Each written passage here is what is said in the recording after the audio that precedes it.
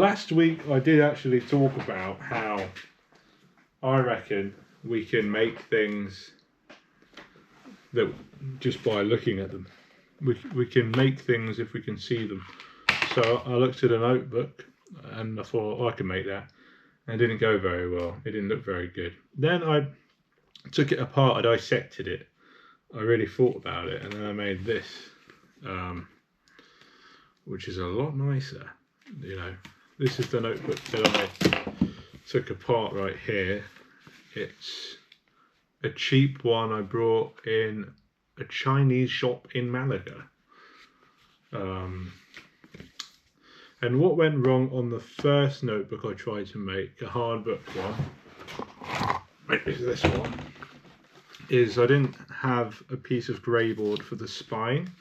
So I just took a paperback notebook I made and then glued it to 2 bits of grey board. It didn't really work very well, so I thought, how the hell is this so good, or any other book so good? Well, they get a piece of thin board and they put it down the spine with like 3mm gaps between the front cover and the back cover. So that's what I did with this one. But what I don't like about it is it's got some markage on the linen, which I glued to the grey board because I had bits of paper so that the linen didn't stick to the 2 boards I was using to press it flat in my little printing press / book binding press thing that I've made. So for the next one, which I have started making, I used 2 bits of clear acetate when doing any pressing, like so. And then it goes in my press, which just puts down a force onto it, which is brilliant. Now this one, it's slightly bigger, and I decided I would paint the linen, and I'm painting it a sort of grey blue. I mixed some lovely Prussian blue pigment in with some white and black acrylic, because my brother really likes the colour grey, but I wanted to make a really special grey, so I decided to put a bit of Prussian blue in there so that it would be completely different to anything else that you could possibly find. And I really like this first layer of diluted down paint. I'm going to go on with some more layers. I do really like this though, this like sort of worn patinaed look. But I do think I'm going to put a little bit more on, and I'm not sure whether to varnish or not. I may. But yeah, what else has been going on recently? I went to a protest the other day because a lot of people in Leicester don't seem to like, called the Reform UK Party, whose leader is Nigel Farage, who used to be the leader of UKIP. And some people blame for Brexit, come to Leicester and did a talk at the Athena. So I thought, you know what, I don't particularly like them. I'm going to join the protest. I basically just stood there. I don't disagree with people going to a talk. I think that we should be able to go to talks. I don't think that we should be stopped from going to talks, and I don't think that talks should be stopped because a lot of people disagree with them. But I don't disagree with what they have to say on a lot of things. I can see why a lot of people do. Immigration is a bit of a contentious topic. I can see why people think that it would be a problem with the housing crisis and everything else. What I don't like though is not the sort of immigration talk, because I can understand that, but it's the It's the rhetoric against asylum seekers and refugees. Now, I think that people who are fleeing war are people that are in danger and they should be given asylum and refuge. I think that these people are very vulnerable people and they need to be looked after well. And I think that it's really nice that the country I live in would do that. And I think it's really something that I would also like if it happened to me. I think a lot of these people are blaming the wrong group of people here. I think you really, if you have problems, you need to be directing that anger at the people who have the power, not the people that are fleeing and have no power at all and are very scared and don't understand what you're saying because they don't speak your language. Also, the same thing for blaming like Polish people or Middle Eastern people. A lot of the time, that's what people do for taking their jobs because they work for less money. Well, I can tell you that the people that are employing them and paying them not very much, trafficking other people from other continents like Africa, or Asia, and exploiting them and not paying them very much and keeping them in houses and taking away their passports. We shouldn't be blaming them for what their perpetrators are doing. We should be blaming their perpetrators, shouldn't we? Who are horrible people, and they need to be punished. The government needs to do better at stopping this kind of thing and also helping these people who are victims of crime, survivors of crime, to get better, to help them. We should be doing more to try to help people to get into employment, not by cutting benefits, but by helping people gain skills and paying them instead of charging them to get an education in whatever trade they are drawn to. That is my opinion.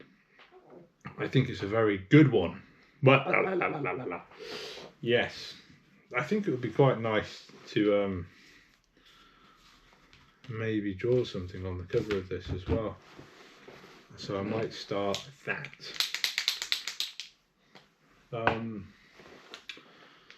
What else have I been thinking about? I suppose I've been looking at Stoic philosophy again,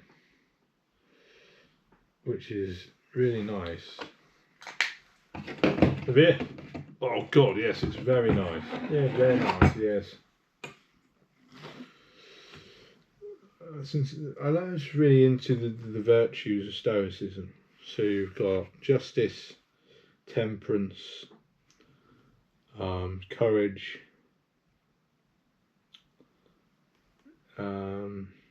other ones. Honesty, I think honesty.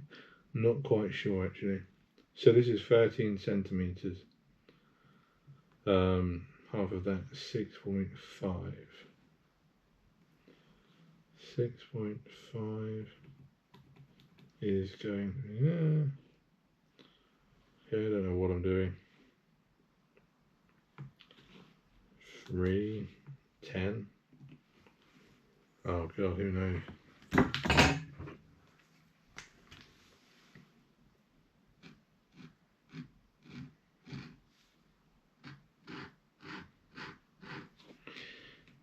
I really like just doing stuff, not measuring it out a lot of the time. I think it's nice.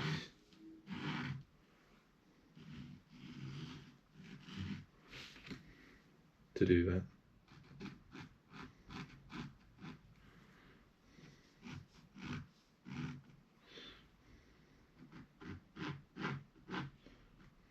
I was thinking of maybe creating like a stamp.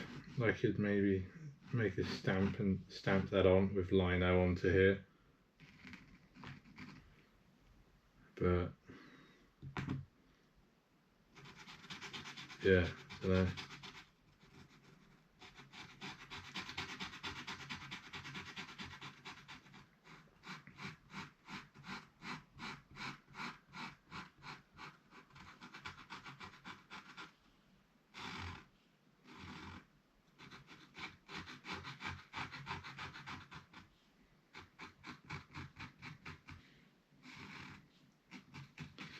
This ASMR, so you're listening to me scribble, and then I'll think of something to say, and then maybe you can listen to that too. Some people say they like the silences. It's actually more realistic. I don't go around continually talking, and conversations I have with my friends even, I'm not continually talking. I read a bit of this out during the last podcast I did, and I can't remember why, but I'll read out the bit that I read out during the last one to see if I can remember. And it was a bit talking about the psychologist Karl Groos, who discovered infants express extraordinary happiness when they first figure out they can cause predictable effects in the world, pretty much regardless of what that effect is or whether it could be construed as to having any benefit to them. Let's say they discover that they can move a pencil by randomly moving their arms.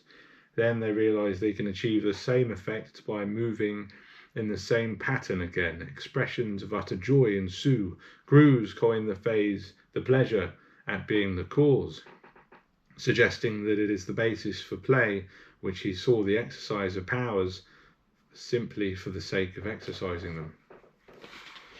The pleasure at being the cause. The pleasure at being the cause.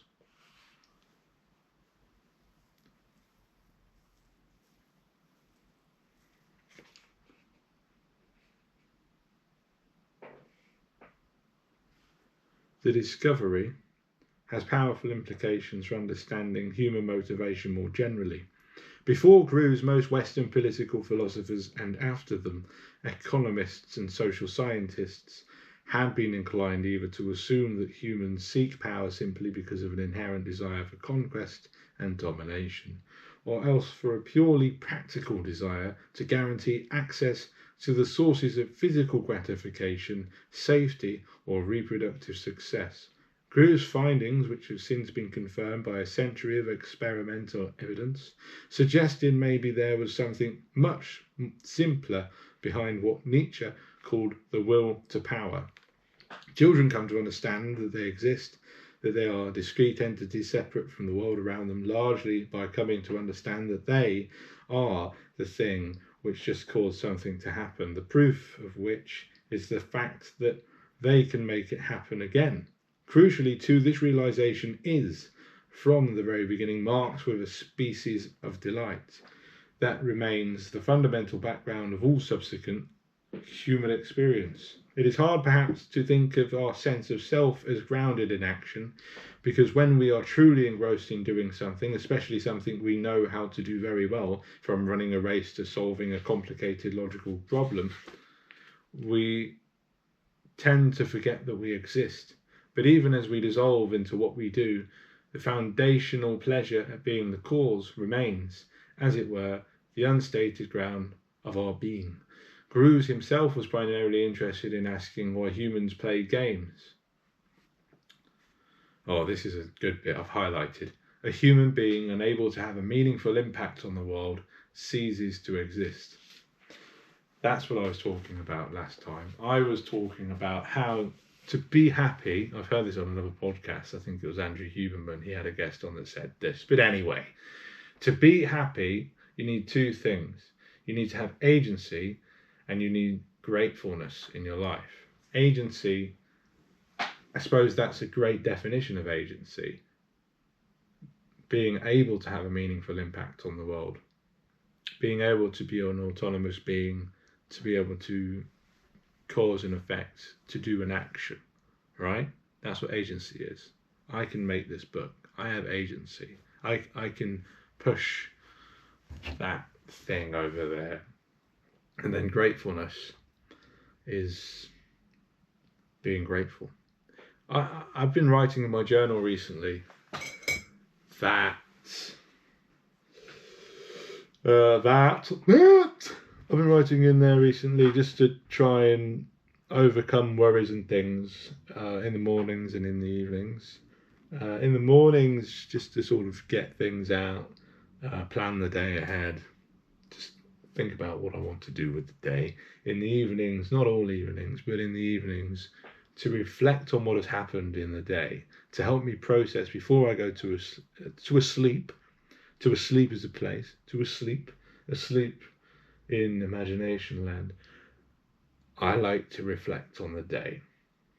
And this is something the Stoics would do. This is something that is a very important thing to do because it helps us to understand why things happen. A good idea if you're going through something, if you're having emotional pain, is to write down when you have that emotional pain and to figure out and pinpoint what has happened, what have you done, what have you said, what has someone else said at the point in time when you started to feel this emotional pain. And if you frequently can see a pattern, then you can change how you react or respond to statements, and you can change how you cause other people to be upset, which may in turn create some kind of defensiveness inside of you, which may make other people repelled by you. Journals are great. They're also just good ways of recording what you have done during the day, which can make you feel a lot better. We do a lot during a day and we often forget how much we have done. I think just getting up sometimes and brushing your teeth deserves a pat on the back, especially if you're going through a hard time. Sometimes you just really want to curl up in a ball and do nothing. Apathy is something I've struggled with in the past. Apathy is not caring about anything. And it's awful. And I think we need to distinguish apathy from stoicism. Apathy isn't stoicism. Apathy is not caring about anything and then feeling really empty and numb. And it's a visceral hurt. Stoicism, on the other hand, is a whole philosophy. And yes, it does sort of ask you and tell you or talk about how we need to be more focused on ourselves and not things out of our control. Events out of our control are out of our control. We can only react to them and take action ourselves. We can't, change outside events, just our reactions to them. Which is completely different to apathy, isn't it? I mean, it does sort of talk about negative visualization, but that is really just to try to figure out what might happen in a certain thing. It's not really sort of a pessimistic way of looking at things. It's just more to figure out, this might happen if I do this. That sometimes people ruminate and have anxiety about what could happen. That's not good when it's swirling around in your head, but it does have a use. You need to think about what could happen sometimes so that you don't do certain things and don't act certain ways. It's an important thing. It's just about having the self-awareness to know when it's useful and when it's not, which is something you can practice and become more aware of by journaling. So that's why journaling is a powerful thing. That's why I'm making this for my brother. I think he deserves to be able to write and understand what's going on. It's an investigation into your own mind and your own self. When you start to write things down, it's easier to pinpoint where things are going wrong. Now, that book I've just read from is called Bullshit Jobs, and it's about 10 years old. And it talks about all sorts of stuff in here. It starts by telling you about the article he wrote, which led to the book. And then sort of starts with chapter talking about a bloke who, lots of different bullshit jobs basically. I think one of them was a bloke who has to drive 2 hours to go to an army base to move a computer because of stupid bureaucracy. Of course, some kind of person who works there can't move one computer to another room because he might hurt his back. He doesn't know the correct way of doing it. He's not had the training, even though I'm sure some of them have had like really mentally hard training to toughen them up to go to war and be shot at. But no, they can't do that. It's just a load of bollocks, really. Here's another quote from it. A world without teachers or dock workers would soon be in trouble. And even one without science fiction writers or ska musicians would clearly be a lesser place. It's not entirely clear how humanity would suffer were all private equity CEOs, lobbyists, PR researchers, actuaries, telemarketers, bailiffs, or legal consultants to similarly vanish. Many suspect it might improve markedly. Yet apart from a handful of well-touted exceptions, doctors, they all hold surprisingly well. Even more perverse, there seems to be a broad sense that this is the way things should be. This is one of the secret strengths of right-wing populism. You can see it with tabloids, whip up resentment against tube workers for paralysing London during contract disputes. The very fact that tube workers can paralyse London shows that their work is actually necessary. But this seems to be precisely what annoys people.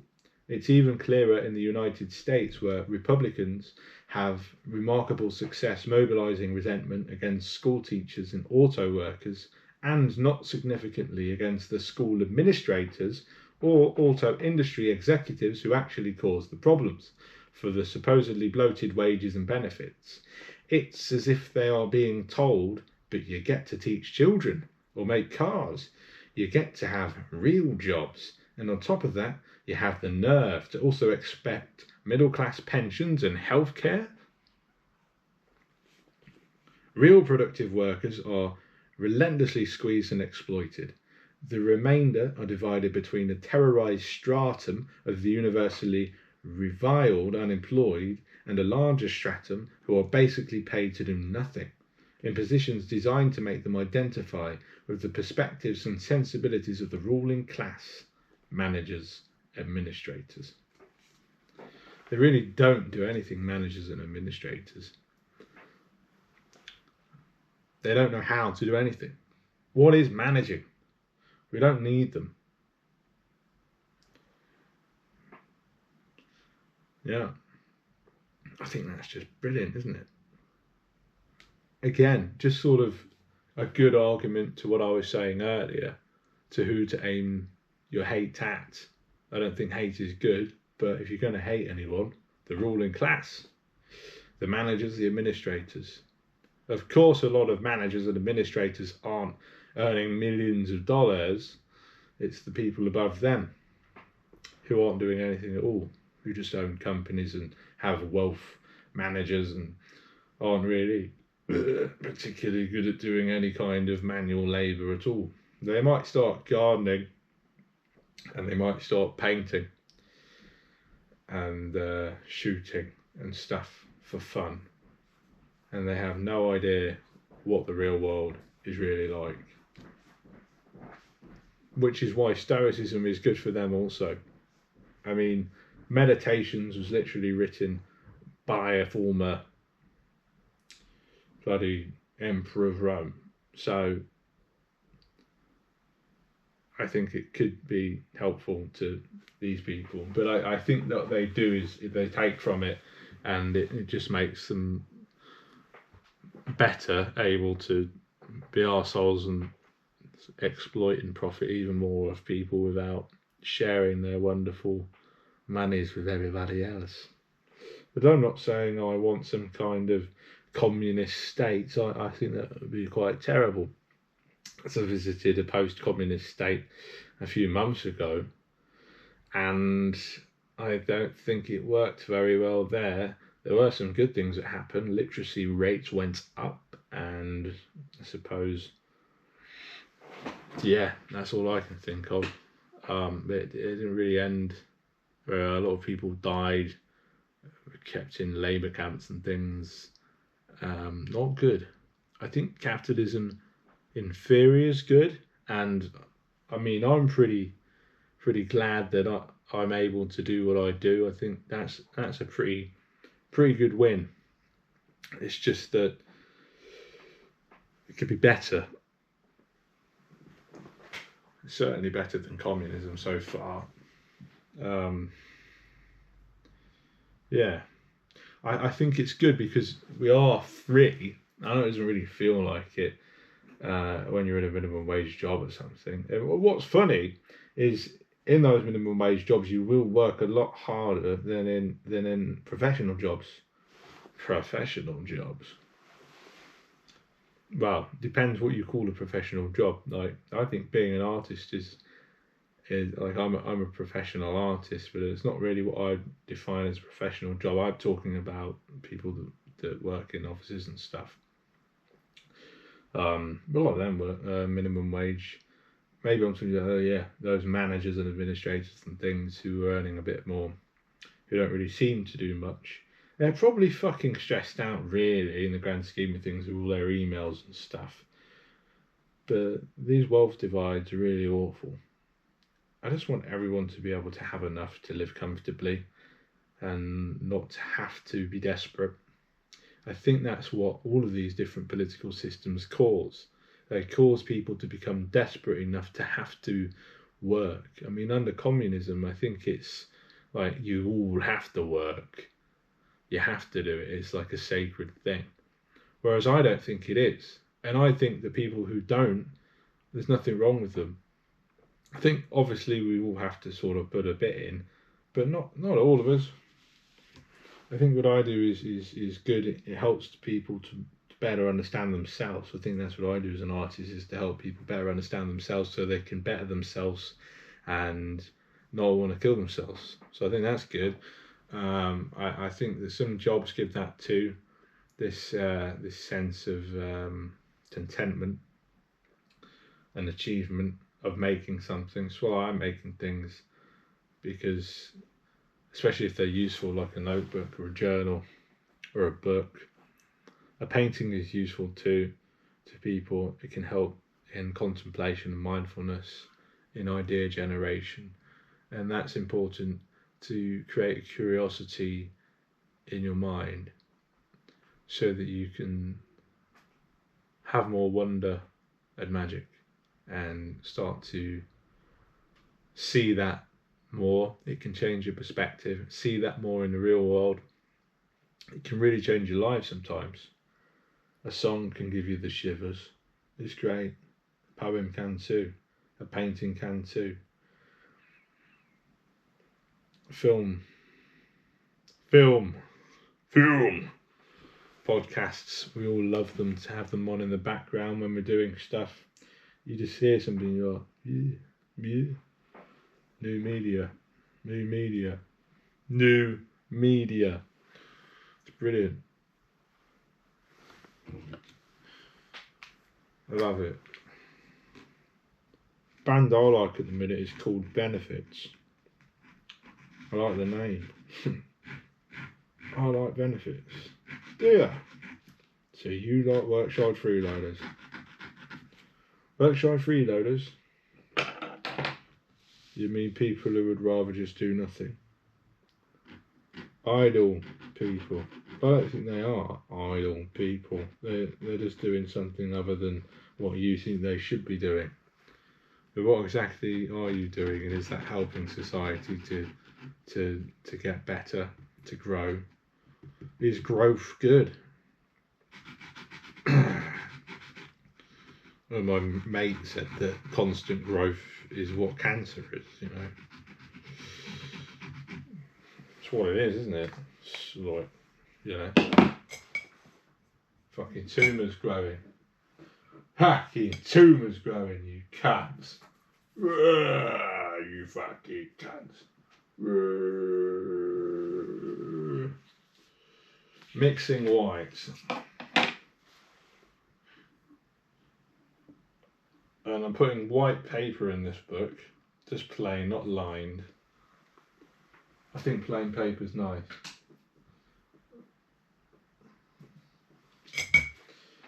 I'll tell you what is great is a palette knife with no wooden handle.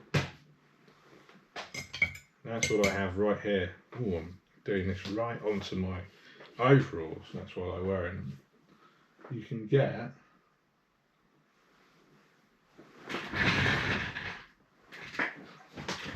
this cleaner. It's easy to clean, but also with a wooden handled palette knife, they often just fucking come off. So this whole thing's made out of stainless steel. It's much more. It's better. It's much more better. Better. So I'm going to go in with like,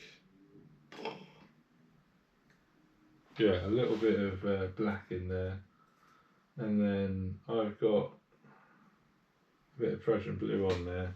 Now this pigment is beautiful. It really is. Absolutely beautiful. It is. I love it.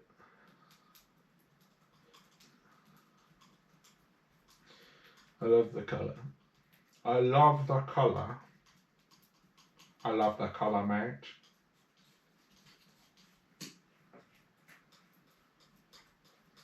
I'm just mixing this on the same palette I've got oil paint on, which is really good idea, I reckon. Doesn't really matter that much.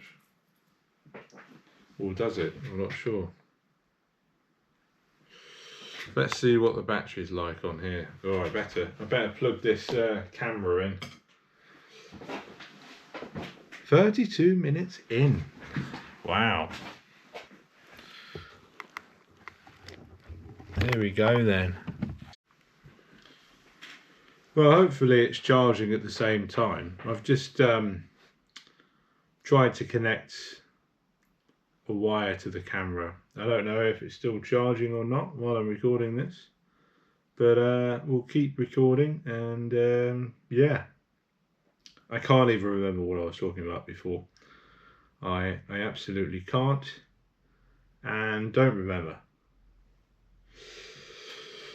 But I tell you what, I was recording on another device, so I suppose what I could do is to play back on there. So let's go back, maybe just start playing. Is in those minimum wage jobs you will work a lot harder than in... Right, so minimum wage jobs. Okay. I was talking about work and bullshit. Yeah. Well, I think all work is bullshit. I do. Yeah. And then I was mixing this paint. That's what I was doing, isn't it? I even showed the camera the paint. Yeah. Let's get that brush there. There we go. Because what I'm doing is I'm mixing this paint for my brother's journal after explaining how journals are important, and at the same time I was talking about jobs. Well, journals are so important. We all need them, I reckon. What I like to do is to get this paint a little bit more diluted by adding water to it. This is acrylic paint, so this is fine to do this. But with oil you don't want to add water because it's oil based and oil repels water, obviously, what you'd use as a solvent. You could call water a solvent when talking about paint, and I suppose water is a solvent in a way. But what is a solvent anyway? I don't really know the definition of a solvent, but you could call water a solvent, I reckon. It's weird as an artist not knowing the definition of such an important key role, key tools, key material that they use. But anyway, another layer of diluted painty point for this brilliant door journalist thing I've made. Sound like Boris Johnson. Yes.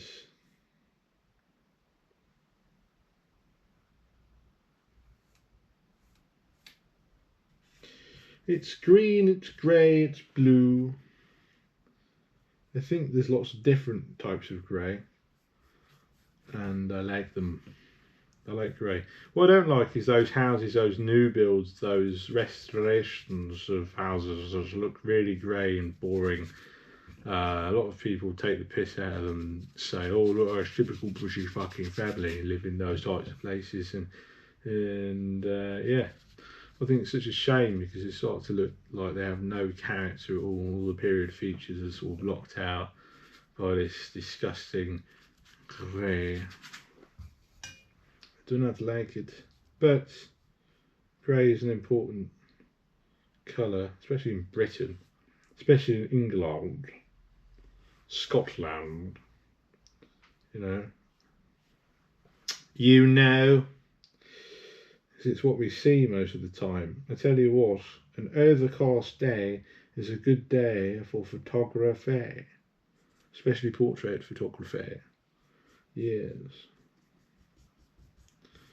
Did you not know this? Well, I'll tell you for why.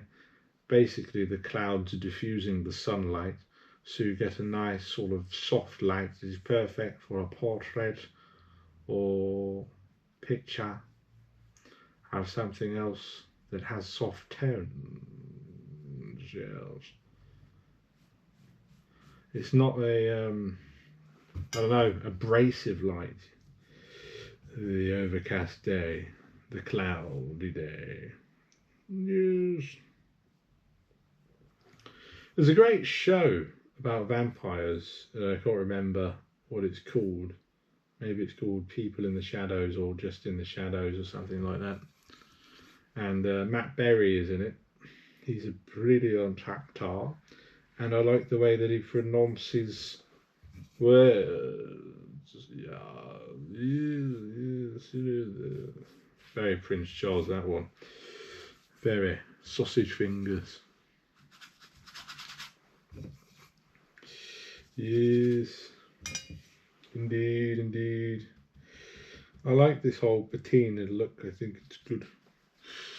And I am going to fill this with lovely paper. Xerox brand paper. It's just like normal cartridge paper, really. Not even cartridge, printer paper I've got. I suppose it is cartridge. The definition of cartridge paper. This is a B6 size rather than an A size. I don't really know the difference. I think I just like the aspect ratio. Not sure how different it is. It does look a bit squarer, less rectangular. I think a aspect ratio is an important thing for an artist. This is like painting. I'm painting something that someone's going to be using in a very utilitarian way.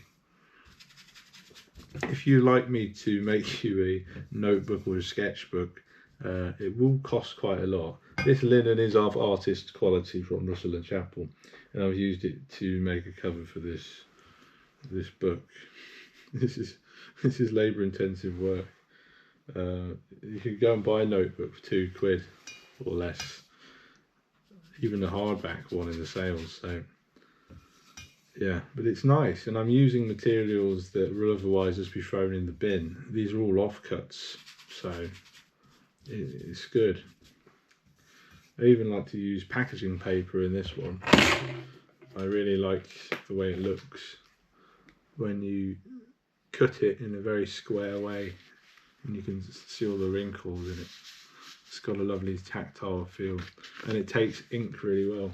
I love using industrial marker ink in this refillable pen.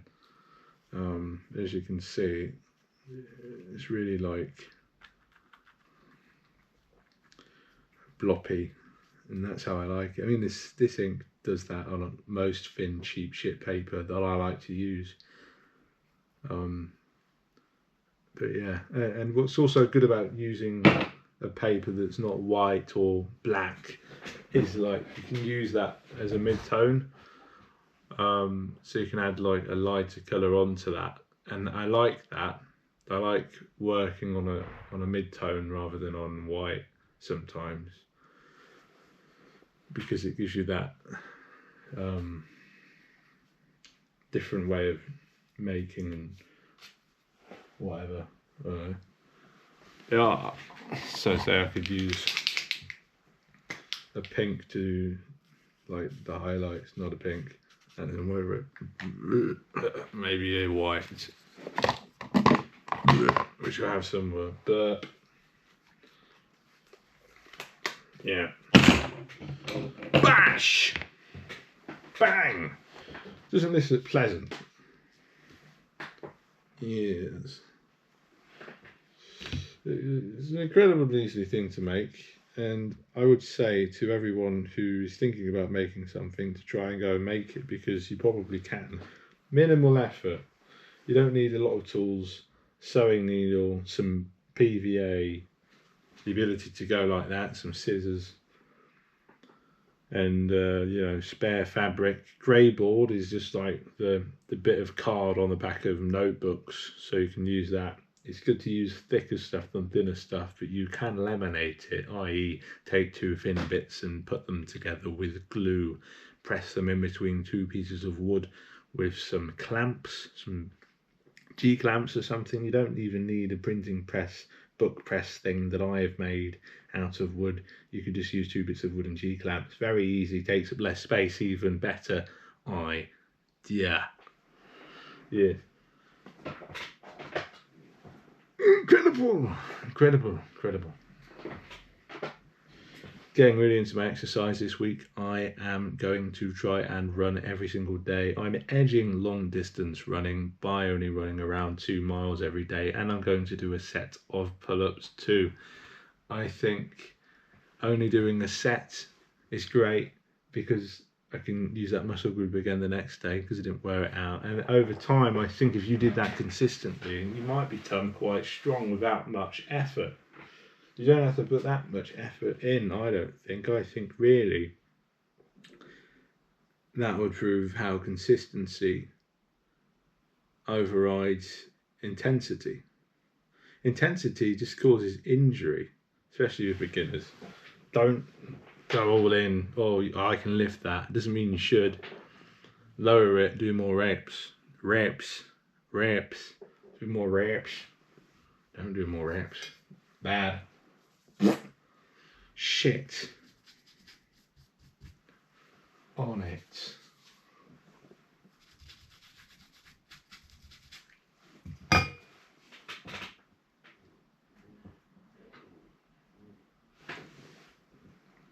think I might go quite funky with this, even though I started off grey, because he's asked for grey. I may go a bit funkier.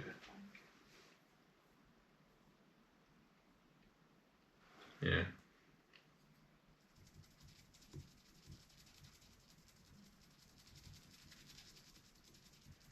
Trying to get a line out of painted. It's supposed to be water based, but it doesn't seem to be coming up a lot. I guess it's because what's happened here is the linen has absorbed it and really got into it.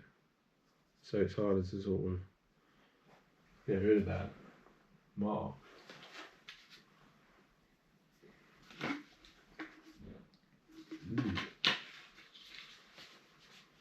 It's all dried up. This is really shit paint, but it is also very good paint for that reason, which sounds like a contradictory statement.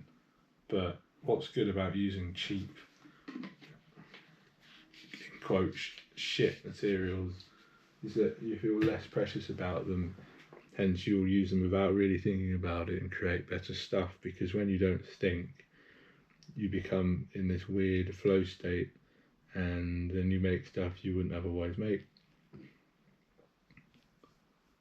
Which is what artists, they say, oh, I can't make, I have to be in the mood, I have to be in the flow. Well, you're getting that by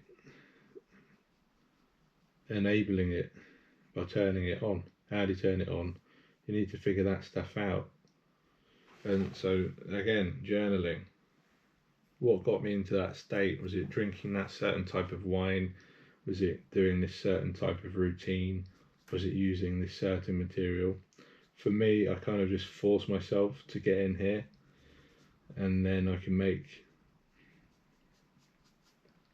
Sometimes I don't do anything at all other than stare at my phone in here.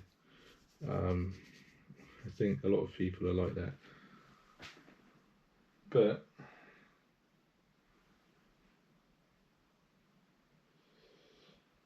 yeah.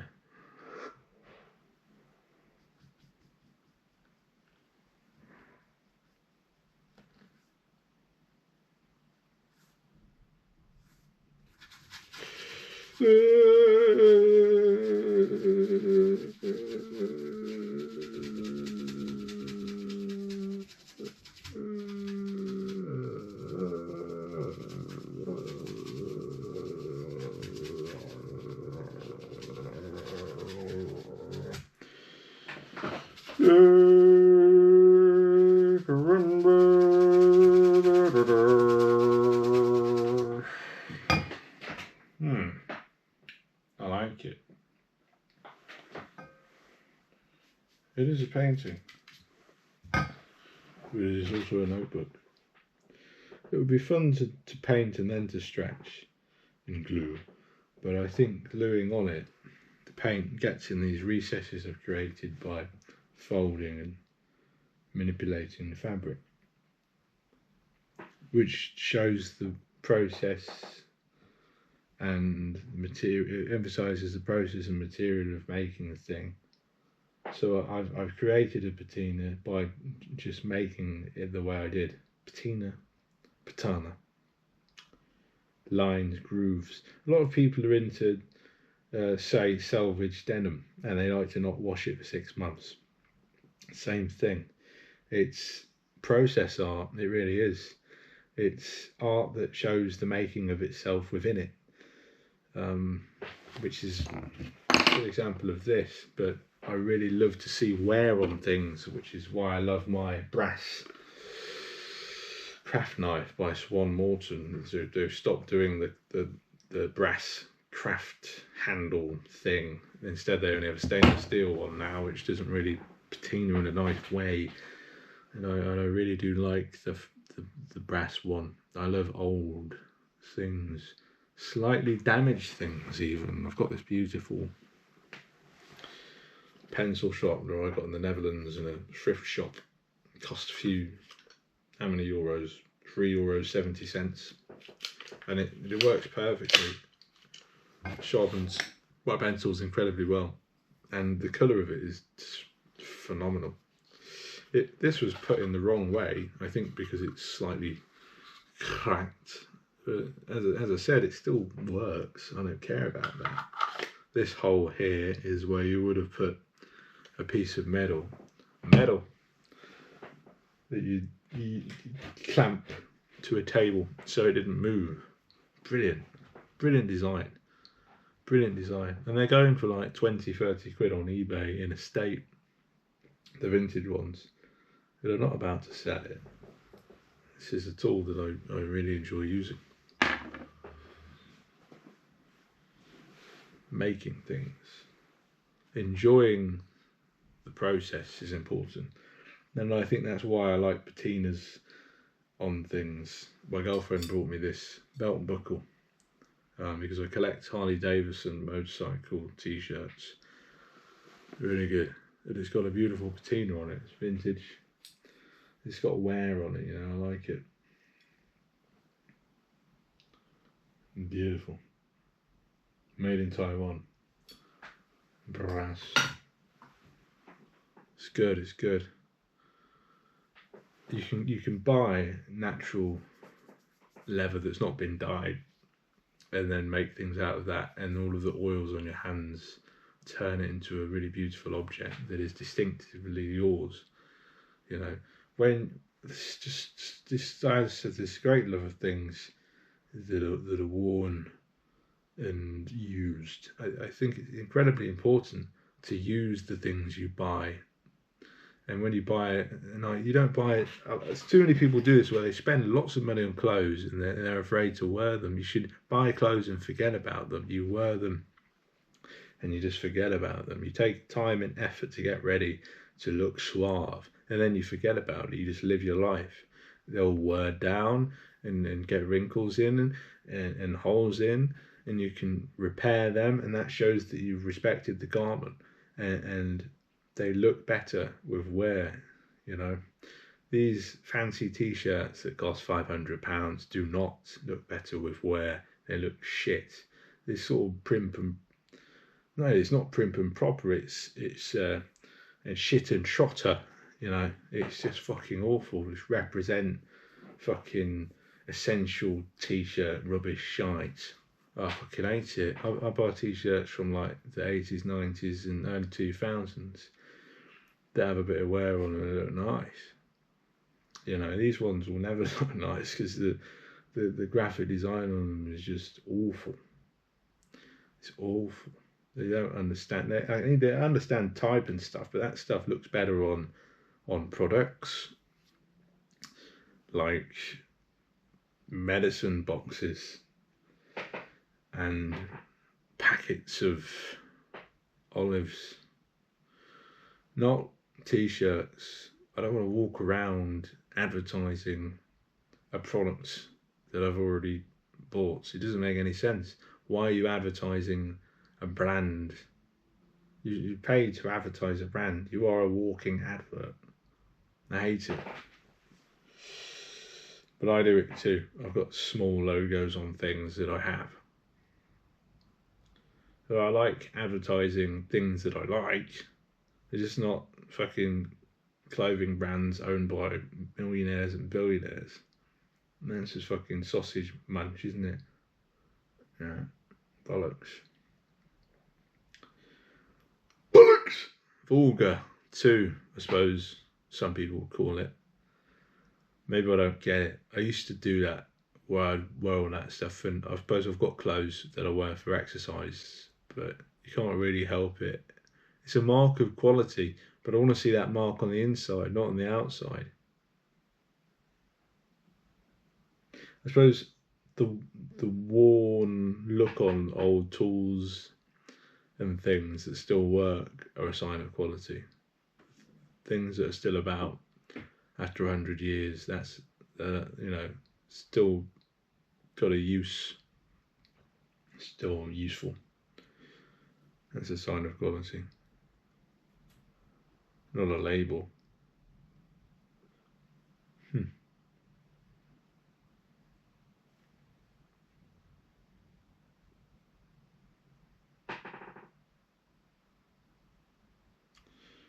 Well, I think I've got nothing else to say. I think I've set myself with that brand talk. So I'll see you next week. Have a good night. Have a good day. Ta-ta.